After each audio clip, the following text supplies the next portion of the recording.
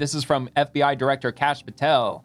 We found it. We declassified it. Now Congress can see how classified information was leaked to shape political narratives and decide if our institutions were weaponized against the American people.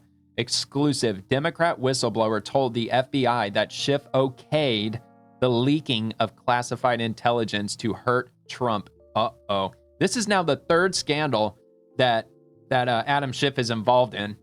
The first was his fraudulent mortgages with he filed like 3 or 4 fraudulent information to get low interest rates on his mortgages.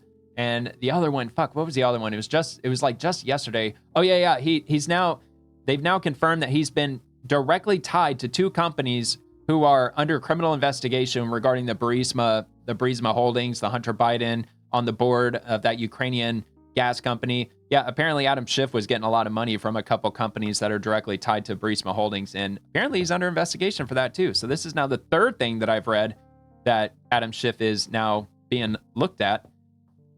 So let's see. Oh, that is very large. All right, so a career intelligence officer who worked for Democrats on the House Intelligence Committee for more than a decade repeatedly warned the FBI beginning in 2017 that Adam Schiff had approved leaking classified information to smear then-President Donald Trump over the now debunked Russiagate scandal, according to bombshell FBI memos that Director Kash Patel has turned over to Congress.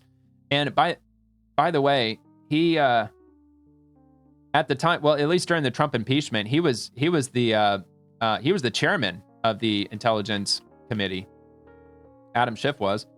The FBI 302 interview reports obtained by Just the News state the intelligence staffer, a Democrat by party affiliation who described himself as a friend to both Schiff, now a California senator, and former Republican House Intelligence Chairman Devin Nunes, considered the classified leaking to be unethical, illegal, and treasonous, but was told not to worry about it because Schiff believed he would be spared prosecution under the Constitution's speech and debate clause.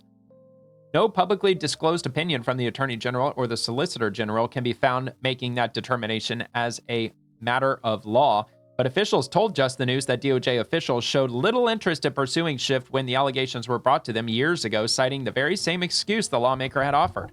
In his most recent interview with the Bureau in 2023, the whistleblower, whose name is redacted, told agents from the FBI's St. Louis office that he personally attended a meeting in which Schiff authorized leaking classified information. When working in this capacity, redacted staffer's name was called to an all-staff meeting by Schiff. The interview report said, in this meeting, Schiff stated the group would leak classified information which was derogatory to President of the United States, Donald J. Trump. Schiff stated the information would be used to indict President Trump. What?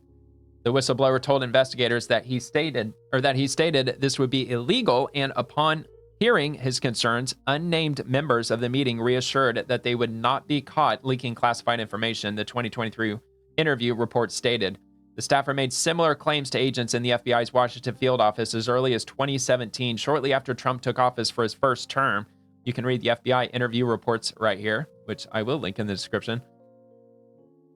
So the day after the story published, Schiff provided Just the News with a comment, quote, Kash Patel's latest smear against Senator Schiff is absolutely and categorically false, and this is just the latest in a series of defamatory attacks from the president and his allies meant to distract from their plummeting poll numbers and the Epstein Files scandal. Dude, Democrats are polling at what, 17% now?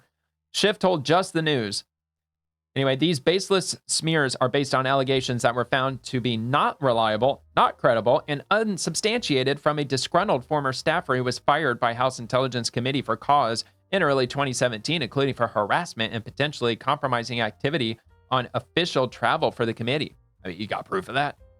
Schiff added, even Trump's own Justice Department and an independent inspector general found this individual to not be credible, have little support for their contentions, and was of unknown reliability, and concluded that his accusations against members of Congress and congressional staff were not ultimately substantiated.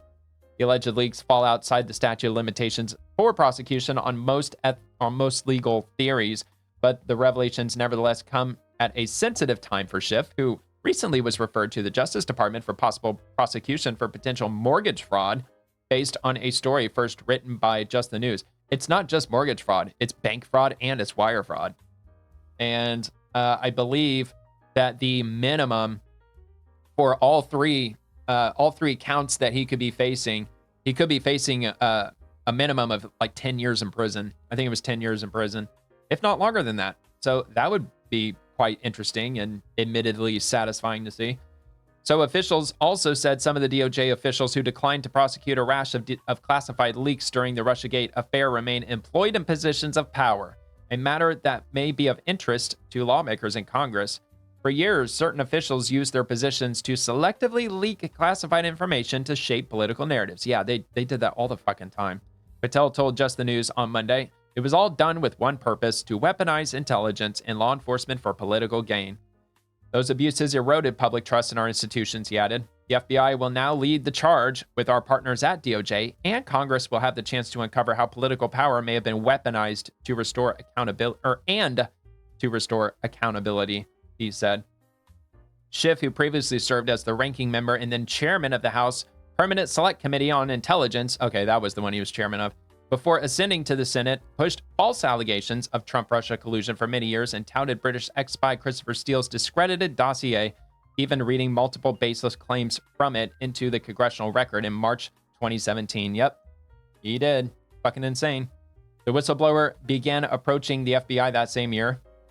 Let's see. In one meeting, the Democratic HPSCI staffer told the FBI that retired Lieutenant General Mike Flynn, Trump's first national security advisor, was to be a specific focus of the committee as part of a broader effort to target Trump. The whistleblower also specifically pointed to Rep. Eric Swalwell, Democrat of California, Swalwell, as a likely source of classified leaks, the memos state. So this is a really long article, so I'll just stop there. So I left off right here, punishment for duty to law instead of party loyalty, but yeah, it goes on and on, man. Look at this. This is a hell of a read. Damn, it'd take like an hour to go through that. But obviously, every bit of this is really, it's big news. It's really big news. So, yep, Adam Schiff bandit keeps getting caught in scandal after scandal, but it's 100% his doing. He started all of this, and I hope they just punish them to the fullest extent they could possibly do. But of course they won't, because it'll probably get in front of a leftist judge who will probably just slap him on the wrist and time served and so on and so forth. Yes, you get to keep all your properties and your interest rates